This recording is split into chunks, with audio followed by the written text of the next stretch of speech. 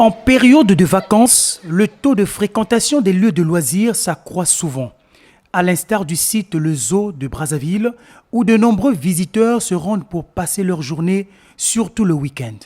Avant d'y accéder, chaque personne qui paye son ticket est soumise à l'exercice de prise de température imposé par le contexte de la pandémie de Covid-19.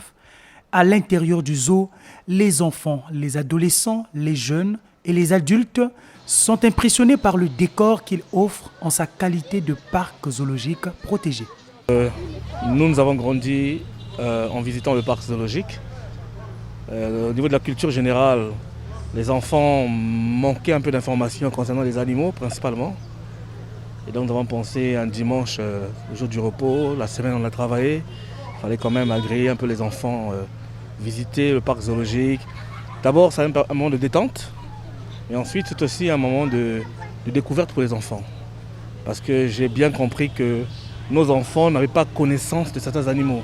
À l'école, on les parle du lion, on les parle du crocodile, mais ils n'ont jamais vu un lion, ils n'ont jamais vu un singe.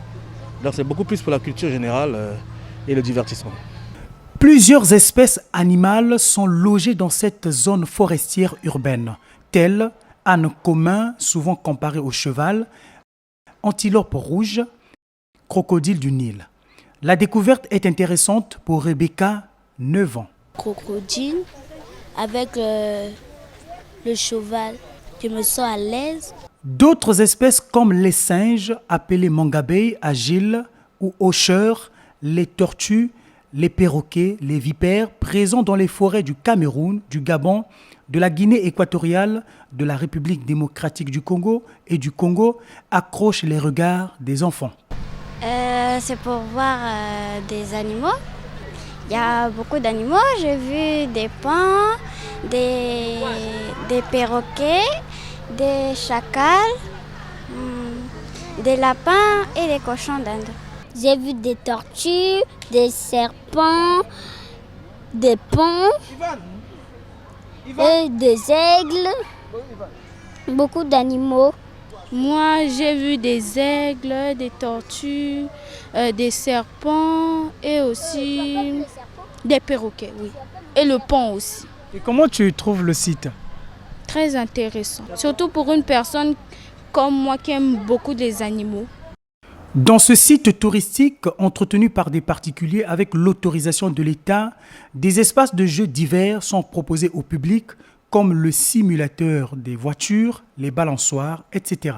C'est un stand pour jeux. On a comme jeu, on a les simulateurs de voitures de course et puis des casques réalité virtuelle. Donc là, les simulateurs ont été conçus ici au Congo, au lycée technique Premier Main. Donc ils font les simulateurs de vol et les simulateurs de voitures de course. L'exemple que je peux vous donner, c'est le simulateur de vol qui était à l'aéroport Maya Maya. Vous pouvez voir que le véhicule-ci, il est même plus grand. Le véhicule là, il est plus grand. Il y a un volant. Le volant, il est très complexe même pour les enfants. Et les enfants ont souvent du mal avec ce volant. Là, les grandes personnes vont aller parfaitement. Il y a un peu de tout ici. Il y a tout genre de jeux ici. Et le site est très agréable. Et je me suis décidée d'emmener l'enfant ici pour échanger un peu avec les autres, s'amuser un peu. À la maison, on s'ennuie trop. On préfère venir ici pour faire le tourisme. Vu qu'il y a des animaux, il y a toutes sortes d'animaux. Voilà pourquoi on vient ici pour visiter. Il y a des jeux d'enfants, il y a des balançoires. Voilà pourquoi on veut bien rester ici, passer un peu de temps. À Brazzaville, il existe d'autres lieux de loisirs qui forcent l'admiration des férus de la nature. C'est le cas du site des Cataractes, à quelques centaines de mètres du pont du Djoué, où de nombreux citoyens vont se baigner dans le fleuve Congo. Selon plusieurs observateurs, cet espace urbain demeure attrayant. C'est un site très touristique, on va dire. Et c'est un site qui fait la fierté de la ville de Brazzaville. En ce sens où il permet à même des étrangers qui arrivent pour la première fois de découvrir notre fleuve. Et donc je peux dire que c'est un site paisible.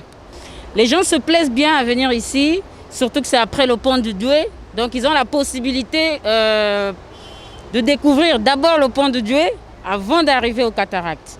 Donc ce n'est qu'une découverte de plus et on ne peut que s'en réjouir. Il y a des maboquets, comme on le dit chez nous. Les maboquets, on ne les trouve pas dans la cité facilement et à moindre coût. Voilà. Ailleurs, être assis dans un site pareil, mais c'est payé très cher dans d'autres pays, je peux faire un témoignage. Alors qu'ici, avec 5 000 francs, tu viens au Cataracte, tu prends ton bus, modestement, et voilà, tu te retrouves. Les moments de détente vécus à cet endroit touristique sont aussi partagés ici à la corniche de la capitale, particulièrement au niveau du pont 15 août 1960. En dépit des mesures sanitaires actuelles, certaines familles viennent se régaler et contempler la beauté architecturale de ce lieu de loisirs. Moi, la vue est très belle ici, donc il y a tout moyen de se régaler ici. Vraiment, c'est vraiment beau ici. Et j'ai vraiment aimé les emplacements, les jeux de lumière, les endroits pour manger un peu, c'est trop cool. Ça permet aussi de découvrir certains endroits où on voit souvent que sur les photos ou bien sur les posters. Donc, on profite de la nature. Le Congo gagnerait à valoriser et promouvoir davantage ces sites touristiques pour rendre le pays de plus en plus attractif.